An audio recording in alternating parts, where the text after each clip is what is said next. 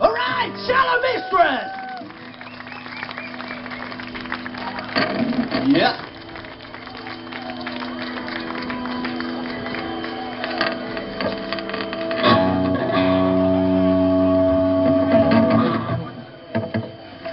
Me ollaan saatu sitten Serpeco-yhtyeen Shout-biisi lauttaille ja samalla myöskin sitten huudetaan hurraa huudot Via Dolorosalle. Aki Manninen, se on siinä. No vihdoin ja viimein. Kyllä tää pitkä ja kivinen tie oli. Mut Shoutti oli hieno biisi, pojat veti hienosti. Ja annetaan Serpecolle vielä!